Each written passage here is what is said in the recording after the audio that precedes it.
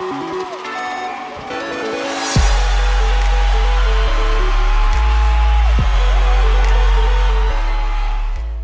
am C9 Inori, jungler for the Academy team for Cloud9. We recently just won both splits back-to-back Academy, and recently I've been streaming a lot. I wanted to make a video on pathing, jungle pathing. I think a lot of players struggle a lot on jungle pathing, so I wanted to make a good video to help teach everyone and get everyone on the same page.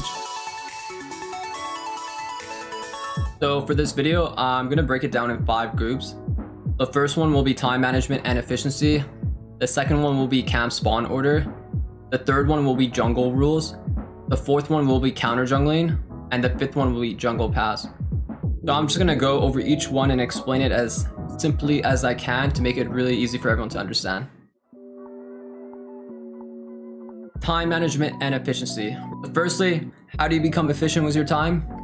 My thing is, I like to think of it as this time I'm spending, how much gold and experience am I getting in this amount of time? So if you're going for a gank and you're sitting on a ward doing nothing for 15 seconds, that's bad time management.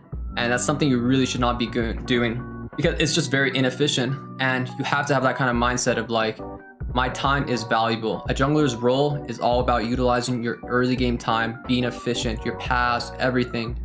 So you have to always keep in mind when you're jungling is ask yourself the question like, am I being efficient with my time? How much time am I wasting? And the easiest way to notice is, are you getting gold? Are you getting experience? Are you setting up your lanes well? If you're not, then you're probably being really bad about your time. That's a really easy fix that you should think about a lot. And I guarantee you'll see huge improvements. You just ask yourself that question. How efficient am I with my time?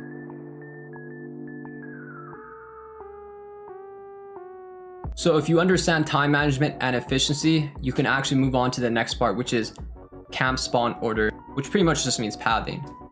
So for pathing, the reason why I listed it as camp spawn order is because pathing revolves around the sequence in which you kill your camps in that order. Because if you kill camp, let's say A, it'll take you through a path which will end you at camp B, and then vice versa, your camps will spawn in that order. So if you killed A will spawn first.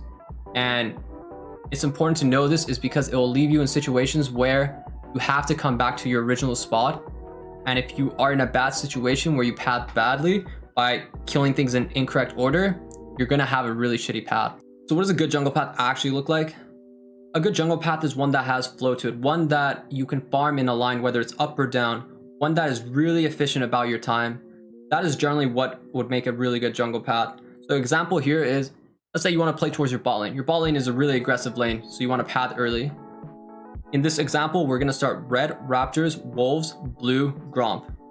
Here you have the option to either gank bot early, or you can just base and reset and go towards your top side. The reason why this is an efficient path is because it leaves very little camps that can be counter jungle top side open. Also gives you the option to just keep repeating this path in a line, which means it becomes very time efficient. As we talked about camp spawn over and time efficiency, this is where they all kind of come into play, is where you're able to repeat that in that kind of flow. Now that you have a better idea of what jungle pathing is, we're going to move on to part 3, which is jungle rules. So for jungle rules, I just want to give a set of rules you can follow that can help you jungle and not make too many important mistakes. So for the first rule, spam ping ganks. Do not just gank a lane because your teammate is spam pinging you. That is a bad thing. You should always think before you gank a lane whether it's good for you or whether the risk is too high. So just because your teammate is spam pinging you, fuck him. Just mute that shit. Don't deal with that. Your teammate's always going to be really toxic. Don't worry too much about what they're doing and focus on whether or not it's good for you. So rule number 2, clear your camps in quadrants. Let's say you want to play towards topside, right? Instead of going from base to topside right away and clearing raptors, cross, and maybe top gank, instead you should go from base to gromp to wolves into topside. You should always start on the opposite side you're going to play towards, because this leaves the least amount of chance of you actually getting counter jungle because your camps are gone already, and also gives you the most amount of time you can actually play towards your top lane, which is in this example your priority lane. So rule number 3 is have a game plan. But before the game even starts, you should already be thinking, where am I going to start? Where am I going to finish? What is my path going to take me? And to get these kind of answers, you have to think about which lane you're going to play towards. Which lane is your prio lane? Which lane is going to win you the game? You have to be thinking about these kind of things. And it's a really important rule. Always have a game plan. You'll see a lot of better results if you actually use your brain before the game even starts. So something that will actually help you path better is knowing the respawn timers on jungle camps. A lot of players don't have any idea what the respawn timers are, so I'm just going to go over them real quick. For neutral camps, Razorbeaks, Rugs, Wolves, Gromp, they all respawn on a 2-minute timer. For Scuttlecrab, it's a 2-minute 30 respawn timer. For buffs, blue buff, red buff, it's a 5-minute timer. And Dragon as well is a 5-minute timer. Those are the essential things you should know about respawn timers. So here are 4 optimal jungle paths I've taken from my challenger replays.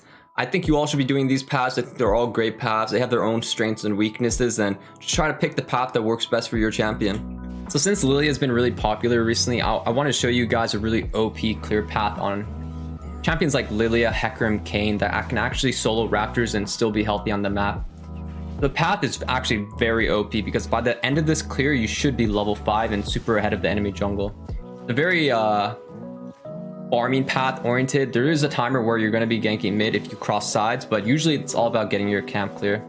Make sure you kite the camp, which is very important, and be efficient about kiting. Here I keep my Q stacks at the very end. You do 2 points on Q on Lilia and 1 point W. And the point of this path is just about getting yourself ahead. It's about getting your camps on a respawn. So here my Raptors is cleared really early. And the Krugs is cleared really early, so now they're on the respawn timer. So as this time I'm spending topside, I'm just full clearing into Crab, which gives me level 4 into mid gank. If you should cross into mid gank. And after that, usually your Raptors spawn. So here I cross really fast. I get the sums, whatever it is. In this situation, your Raptors are up. You would go farm your Raptors, but since I saw Warwick bot side, I knew his Raptors was up. This game I took his, but the point of it is to cross sides at that point, get Raptors, get Krugs, and then base, and you'll be level 5 and super rich. It's a very OP path. I do it every time on Lilia. It's very good on champs like Kayn as well, or Hecarim if you have the mana or health. So here we have the level 2 gank path. This path is very notorious in solo queue. It's a very strong path if you gank a volatile lane. So looking at lane matchups is always a good thing when you want a level 2 gank, because you can and will lose camps if you level 2 gank. This game, I level 2 gank bot side, but it also applies to top side as well, where all you have to do really is start red buff. And if your champion is really strong level 2, it's a good thing to do. So here I could do red into top side level 2 gank, but because I'm getting leashed, it's ideally not good. But actually what I do here is I go all the way bot side. I do a kind of like delayed level 2 gank, but it's still very efficient and it is still very strong because they don't really expect you to be there by level 2. Usually laners are still level 1 on this gank timing, and a lot of times if you're the first one to the lane that's very volatile, it usually ends up with you getting a kill. So say you don't have AoE abilities, look no further. The level 3 single target gank path. Very OP gank path. It gives you a very fast level 3 gank timing. It's all single target camps. The only thing that's important for this path is you have to kill red, blue, and Gromp. You can do it in whichever order. You can do blue, Gromp, red, and gank bot, or you can do red, blue, Gromp, and gank top. This game I opted in to do the topside clear of it. It's a very strong gank when you are going for a fast gank. So like in this matchup, I would want to gank it early for some reason. This game I actually didn't do it, but let's say you want to gank top side fast, you would do the clear I just did, which is red, blue into Gromp, and it's just a very fast gank timing. It applies for both sides. It's very good on those champions that still want to apply pressure very quickly but don't have the AoE abilities. The weaknesses path, obviously your bot side is very exposed, but usually on champs like at least Kindred, it's more important to get the gank off than it is to actually get your AoE camps. Alright guys, the first path I'm going to show you is the red side full clear path. This path is really good for champions with AoE abilities. Champions that want to start red buff so you don't get counter jungled. Champions that can clear the AoE camps very fast. So for Rex side, it's a very good clear because it gives you pretty much every camp you want. And when you put camps like this, Rugs on a timer, the second respawn actually gives a lot more experience. So it's always a huge eco advantage if you do this path. The weaknesses of this path is you can get counter jungled on the other side, so you can either ward for it or be aware that they can take your top side if they know about this. Path is really good for either going for a mid gank afterwards, bot gank, if you're willing to sacrifice your top side camps, or you don't even have to gank at all. You can just cross here and go top side, and path itself is really good for those kind of champions. I do it at pretty much every game on Rek'Sai, so if you're a Rek'Sai player, I would recommend doing this path all the time. Also, this path applies to the other side too. It's just a full clear path. It's really good on sides that you don't want to play on. So like if my bot lane was really weak this game, this path would be very good because it lets me take my bot side camps right away, and then I get to play towards top side. So that's a good thing to remember here. I do my 3 camps, I go, I apply pressure, I gank, counter jungle, all that kind of stuff. That was the final part of the video. I really hope you guys enjoyed it. I put a lot of time and effort into this one. I wanted to make it as simple as possible, but also teach pretty much everything I wanted to cover. Yeah, this video took a lot of time. As you can see, I went through my own transformation as I was recording this, but yeah, I think it turned out pretty well, guys. So be sure to follow if you haven't followed already. Subscribe to the video channel. You can also catch me on twitch.tv/Inori. I'm always teaching people how to jungle and how to become a better player there.